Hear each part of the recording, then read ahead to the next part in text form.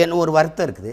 இவ்வளவு பேசிய மகன்களுக்கு, இவ்வளவு போராடிய பிள்ளைகளுக்கு, இவ்வளவு உண்மை நேர்மையுமா, இவ்வளவு மாற்று அரசியலை, தூய அரசியலை எடுத்து வைக்கிற பிள்ளைகளுக்கு நீங்கள் இன்னொரு 10 லட்சத்தை வாக்கை போட்டு விழுக்காடு கொடுத்துருக்கூடாதா அப்படின்னு ஒரு வருத்தம் இருக்குது. அவ்வளோதான். நான் வந்து உள்ளே போகணுன்னா அதில் எனக்கு உளவே உளமாற எனக்கு அதில் ஒன்றும் விருப்பம் இல்லை. அதில் ஒரு ஆள் போய் நம்ம ஒன்றும் செய்ய போகிறதில்ல. நாட்டை வெல்லாமல் 2-3 சீட்டை வந்து நம்ம ஒன்றும் செய்ய போகிறதில்ல. ஆனாலும் போயிருக்கலாம். மக்களின் குரலாக, ஒட்டுமொத்த தமிழ் சமூகத்தின் குரலாக நாம் உள்ள பேசியிருந்திருக்கலாம். அது வாய்ப்பு வரல. அது நம்முடைய தோல்வி இல்லை, அது மக்களின் தோல்வி தான். அதுக்கு ஒன்றும் நீங்கள் கவலைப்பட வேண்டியதில்லை. ஆனால் என் பிள்ளைகளுடைய உழைப்பு அசாத்தியமானது. நான் எதிர்பார்த்தேன் நான் வென்றுவேன், 5-6 பேர் நம்ம உள்ளே போயிடலாம் அப்படின்னு நான் நினச்சேன். தம்பி இசை மதிவாணன் எல்லாருக்கும் வெற்றி வாய்ப்பை நான் கணித்தேன். அது நடக்கலை. அதனால ஒன்றும் இல்லை. நம்ம போய் இன்றைக்கி இல்லைன்னா நாளைக்கு போகிறோம், அவ்வளோதான். ஆனாலும் உங்கள் உழைப்பு அசாத்தியமானது. என் பிள்ளைகள், என் உடன் பிறந்தார்கள், என் உறவுகள் பெரும்பாடு பற்றீர்கள்ங்கிறதுல நான் ரொம்ப மகிழ்வோடு அதை பகிர்ந்துக்கிறேன். இன்னும் கவலைப்படாதீங்க. இன்னும் 10 ஆண்டுகள் கூட நம்ம போராடுவோம். ஆனால் உறுதியாக வெல்லுவோம். அதில் எந்த மாற்றம் உங்களுக்கு வேண்டியதில்லை. எந்த காலத்திலையும் தமிழ் மீதும், என் தாயின் மீதும், என் தலைவன் பிரபாகரன் மீதும் ஆணையிட்டு சொல்கிறேன், தடம் பெறல மாட்டோம். தன்னலத்திற்காக சமரசங்களை செய்ய மாட்டோம். எவருக்காகவும் எதுக்காகவும் பதவிக்காக, அற்ப பணத்திற்காக போயிட்டு சமரசம் செஞ்சுட்டு செய்ய மாட்டோம். அதில் வந்து எந்த சமரசமும் எங்களுக்கு இல்லை, நமக்கு இல்லை. நம்ம அதை செய்ய போகிறது இல்லை. நமக்கு அப்படி ஒரு வெற்றி தேவையும் இல்லை. நம்ம முழுக்க மக்களை நம்புகிறோம். 100 விழுக்காடு நம்புகிறோம்.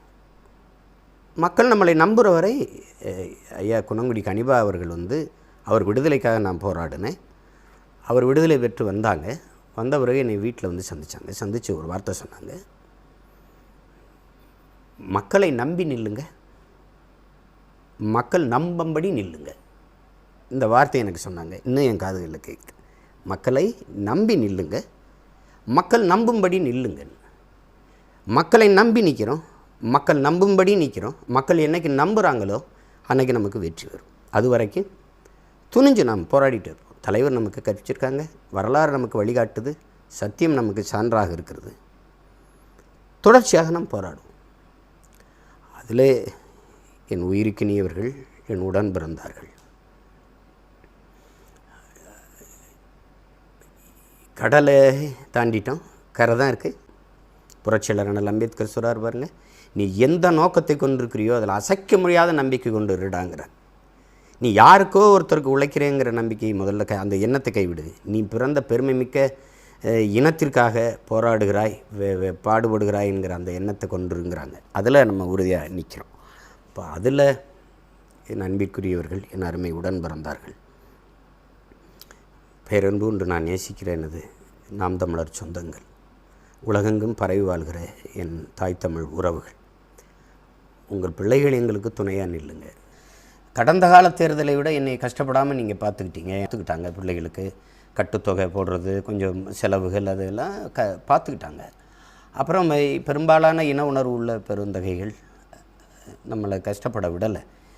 இப்போ முந்தைய தேர்தலில் நம்ம சிரமப்பட்டோம். இது வந்து நம்ம வந்து உள்ளாட்சி தேர்தல் இருக்குது, அதில் நம்ம உறுதியாக போட்டிடுவோம். அதுக்கு அணியாமாவும் அதுக்கு தயாராகிடுவோம். 5 ஆண்டு காலம் இருக்குது. இந்த 5 ஆண்டு காலமும் நம்ம விளையாட்டு தான்.